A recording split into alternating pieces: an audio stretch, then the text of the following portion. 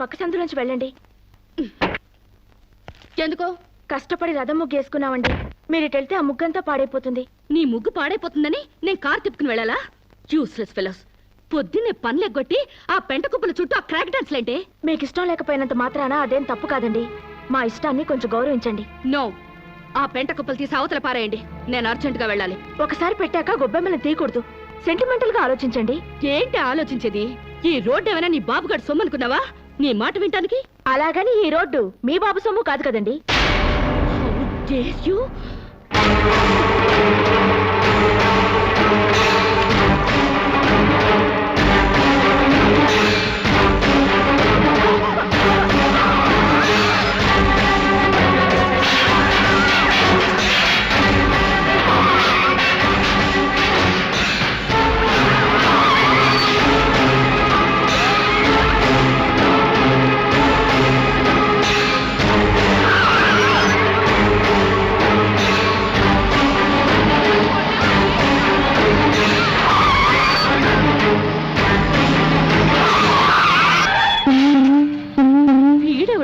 పేకల joker లాగా, circus లో buffoon లాగా వీడికిస్తా ఒక జర్క్.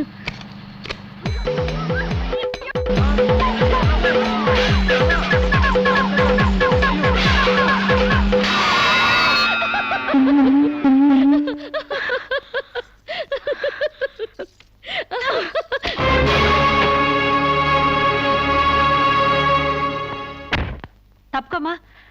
ఎవరే నా మీద పేడ వేసింది? ఏ నేనే. మా మీద వేయలేదా?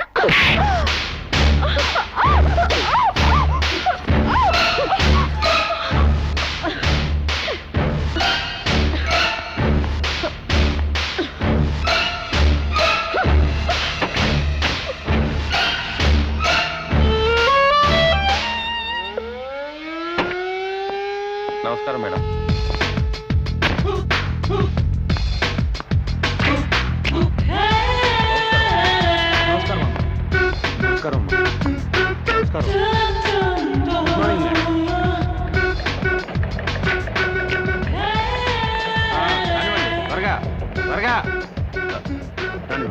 త్వరగా రాని.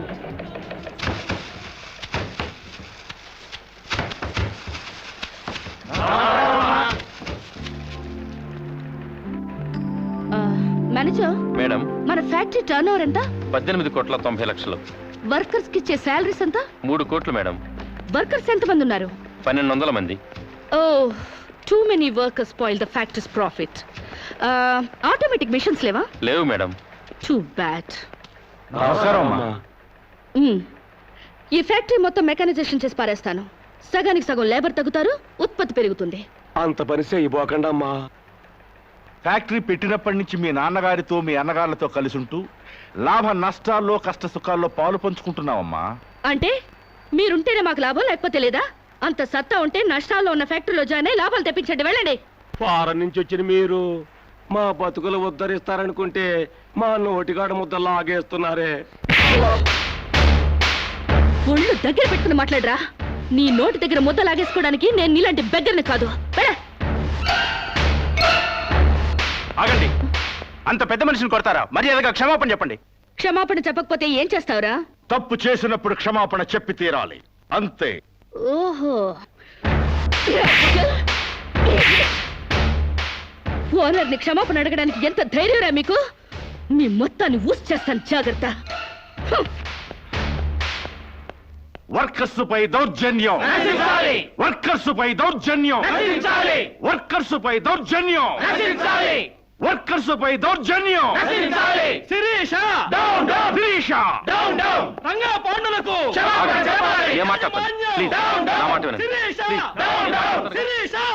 మూర్తి గారు, ఈ క్షణం నుంచే సమ్మె ప్రారంభిస్తున్నాం. శిరీష, శిరీష, అన్నగారులకు ఫోన్ చేసి అక్కర్లేదు. శిరీష, వీళ్ళ సంగతి నేను చూసుకుంటాను. కార్మికుల ఐక్యత, కార్మికుల ఐక్యత.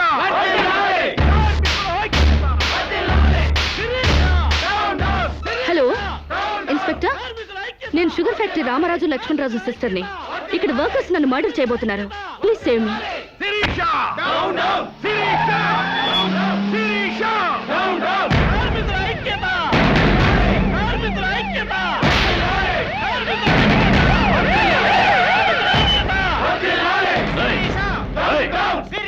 అందరూ స్లోగన్స్ అవ్వండి. అవ్వండి. నీకు చెప్పింది. Stop. Stop it. Stop it, I say. Stop.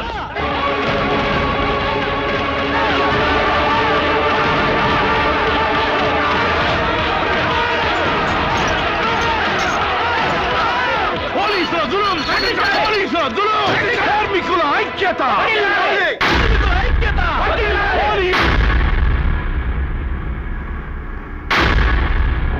నేను మొదటి నుంచి చెప్తూనే ఉన్నాను యూనియన్ పెడదామని. ఒక్కడు నా మాట వింటేగా. ఇప్పుడేమైంది? రామరాజు గారి బర్త్డేకి బూరెలు పెట్టారని, వాళ్ళ అయ్యే తద్దినానికి గారెలు పెట్టారని సంకర పట్టుకున్నారు నా కోడకల్లారా. అరే పండక్కి బోనస్ పెంచమని ఒక్కడు అడిగారా? ముందు మన మీద పెట్టిన మర్డర్ కేసు గురించి ఆలోచించానా? ఏంట్రా దాన్ని గురించి ఆలోచించేది? అది మా నాన్న మీద అన్యాయంగా కేసు పెట్టింది. న్యాయంగా దాన్ని వేసేస్తే ఈ కేసు బూసీ లేకుండా పోద్ది.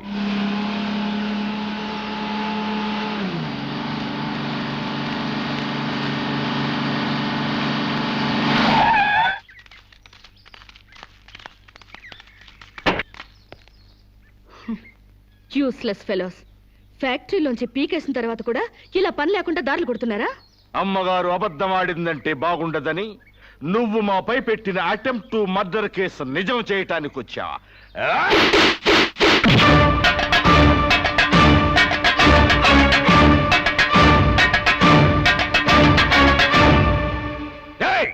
ఎవరా నువ్వు? మన్నవ సాంబశివరావు. పండించేది వరి, పుట్టింది east Godavari.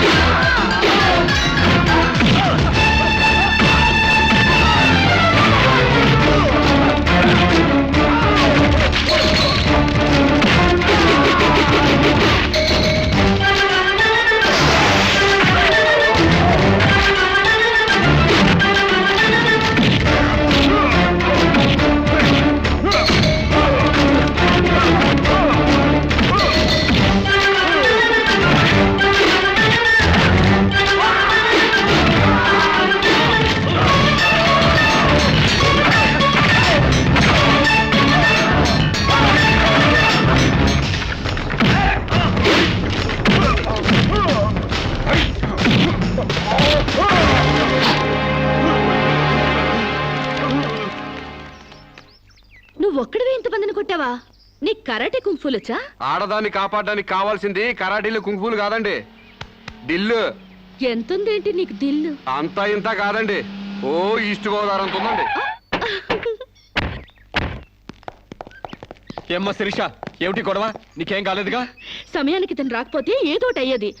By the by meet mister, నీ పేరేంటన్నావు? సాంబశివరావు అమ్మా. మన పూర్ణచంద్ర గారు అబ్బాయి అమ్మా, మాకేం తెలీదు. ఓ అయితే నువ్వు మనోడివే. చాలా థ్యాంక్స్ అయ్యా. థ్యాంక్స్ నేను చెప్పుకుంటాను గానీ మీరు అర్జెంట్ గా పోలీస్ స్టేషన్కి వెళ్ళి ఆ వర్కర్స్ మీద కంప్లైంట్ ఇవ్వండి. అలాగేనమ్మా. అన్నయ్య పద, వాళ్ళ అందు చూద్దాం. ఓ సందుక, అందుకని మనం వాళ్ళకి ఇంకా దూరం అవ్వాలా? వాళ్లే మన మాట జవదాటకుండా మనకు దగ్గర అవ్వాలంటే ఇలా వాళ్ళని తోక తొక్కిన తాచుల్లా రెచ్చగొట్టకూడదు. తోక ఊపే కుక్కలే మన చుట్టూ తిరగాలి. ఎలా? ఎలా ఏముందండి, లాకౌట్ ఎత్తేయండి, వాళ్ళపై పోలీస్ కేసులు ఎత్తేయండి, 1 నెల బోనస్ ఇచ్చేయండి, అంతే. వాళ్ళ కళ్ళకి మీరు దేవతలా కనిపిస్తారండి. ఫారిన్ లో తిరిగి వచ్చిన మీ కాళ్ళ దగ్గర కుక్కలాగా పడుంటారు. ఓ వండర్ఫుల్ ప్లాన్ చెప్పావు. హాయ్. నువ్వు ఏమో అనుకున్నాను గానీ చాలా తెలివైన వాడివే. అయ్యి బాబాయ్, నాకు సిగ్గేస్తుందండి.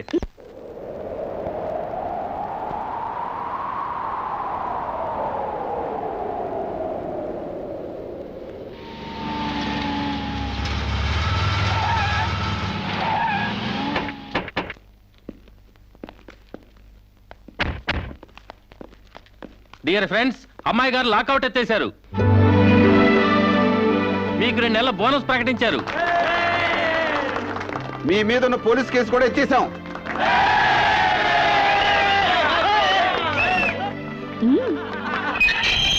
శిరీష గారు యాజమాన్యం, కార్మికుల ఐక్యత, యాజమాన్యం, కార్మికుల ఐక్యత. Thank you mister Sambasivarao, you are right.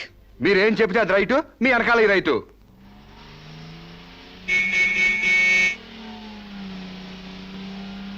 ఏం చదువుకున్నావు? ఏం చదువుకోలేదండి. ఏబిసిడి అలు కూడా రావా? థమ్స్అప్ తప్పితే ఏదీ రాదండి. థమ్సప్పా? అదేంటి? అదేనండి ఏలుముద్ర.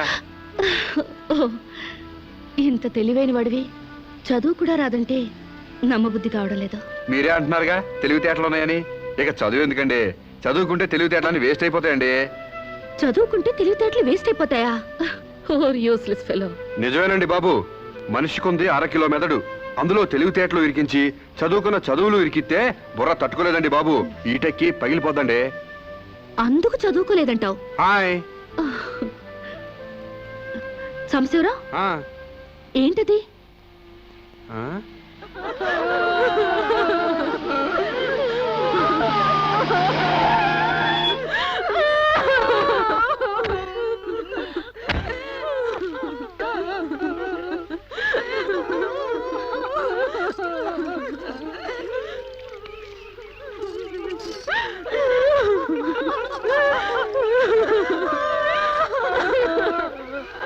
ఏంటిది డే టైమే రంగులు పూస్తున్నారు? దెయ్యం ఏమైనా పట్టిందా? కాదండి, పాపం ఏదో చేస్తున్నారు. అదేంటి బొట్టు తుడిపేసి గాజులు పగలు కొడుతున్నారు? మొగుడు చచ్చిపోతే అట్టగే చేస్తారండి, లేకపోతే విధవని తెలియదు కదండి పాపం.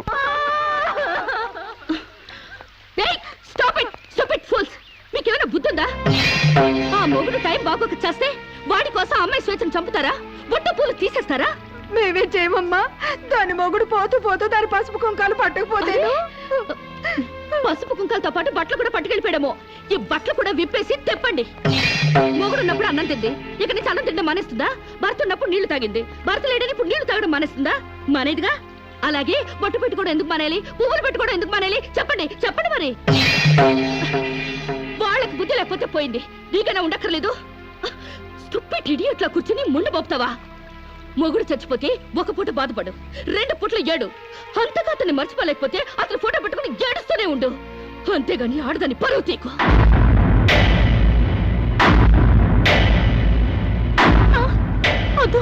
ఆగండి. మీరు తెలిసి చేస్తున్నారా తెలియక చేస్తున్నారా? పేడమహ్వా, నీకు కూడా యాచారాలు పిచ్చుందా? నాకదే పిచ్చి నీకు పట్టింది. లేకపోతే తాళి తెగి తను బాధపడుతుంటే మళ్ళీ బొట్టు పెట్టి ఎగతాళి చేస్తావా? షడప్. మొగుడు చచ్చిపోతే ఇలా బోడిగా తయారు చేయాలా? నీలాంటి వాళ్ళు ఉండబట్టే పసుపు కుంకాల రేటు పడిపోయాయి. కరెక్ట్. పెళ్ళయ్యాక నీ మొగుడు చేస్తే నువ్వు ముండ మోయకుండా బొడ్డు కింద బొమ్మల చీర కట్టుకుని తెగ తిరుగుదుగాన్లే. ఇక్కడ మాత్రం అడ్డం రాకు. లేదా తెలియకపోతే నేర్చుకో. పెళ్ళైన వాళ్ళకి, పెళ్లి కాని వాళ్ళకి, పెళ్ళై భర్త లేని వాళ్ళకి తేడా తెలియడానికి ఈ పద్ధతులు. బుద్ధి లేకుండా మాట్లాడుకో. నాకు పెళ్లి కాలేదు, నీకు పెళ్లి కాలేదు, మొగుడు లేరు, అయినా నువ్వు బొట్టు పెట్టుకోవట్లేదా? బొట్టు చూపించగలవు గాని తాళి బొట్టు చూపించగలవా? పెళ్ళైన తర్వాత భర్త బ్రతుకున్నాడంటానికి సాక్ష్యమే కాలిమెట్టెలు. ఆమె భర్త పోయాడని సాటి మనుషులకి తెలియచెప్పాలి కాబట్టి బొట్టు తీసేస్తారు. పెళ్లి కాకముందు లంగా ఓణీలతో, పెళ్ళయ్యాక చీరా జాకెట్లతో, మొగుడు చచ్చి పెళ్లి ముచ్చట తీరాక తెల్ల బట్టలతో ఉంచడం మన పెద్దలు పెట్టిన ఆచారం. మొగుడు పోయాక కూడా తగుదునమ్మా అని టింగు రంగమని తిరిగితే ఎవడికో తిక్కరగి శీలం దోచేస్తాడు. దోచైని శీలం పోతే ఏమైంది? మరి తెగించిన దానివి నీకేం తెలిసే శీలం అంటే? శీలం విలువ తెలిసిన వాళ్ళు అది పోకుండా ఉండటానికి పసుపు కుంకాలు పూలు నగలు తీసేసి తెల్ల బట్టలతో మామూలుగా కనిపించడానికే విధవం చేస్తారు. అంటే అగ్లీగా కనపడాలి. ఇక అమ్మాయికి ఏ మగాడితో టచ్ ఉండకూడదు, ఎవరితో తిరగకుండా అందాన్ని కప్పేసుకుని ఓ మూల కూర్చోవాలి. కానీ పెళ్ళాం పోయిన మగాడు మాత్రం ఎవరితోనో తిరగొచ్చు, ఏమైనా చేయొచ్చు. మొగుడు పోయిన తర్వాత అమ్మాయికి స్పెషల్ డ్రెస్ వేసి మగాడిని ఇండైరెక్ట్ గా అమ్మాయి మీదకి రెచ్చగొట్టడానికి మీరందరూ ఇలా చేస్తున్నారు. I will change this bloody damn thing. ఈ ఆచారాన్ని మారుస్తాను. చాలే ఊరుకోవమ్మా. నీ దారి నువ్వు పోక మధ్యలో నీ గొడవ ఏంటి?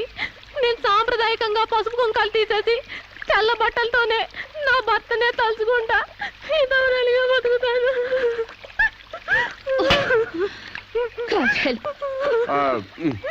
వీళ్ళింతే, వీళ్ళ జీవితాలితే, వీళ్ళు అస్సలు బాగుపడి చావరు. అవునండి, నిజం చెప్తే నిష్ఠురాలు తప్పు. మీరు చెప్పిన దాంట్లో నాకేం తప్పు అనిపించలేదు. మీరు చెప్పిందే రైటు, మీ వెనకాల రైటు. Thank you Samba.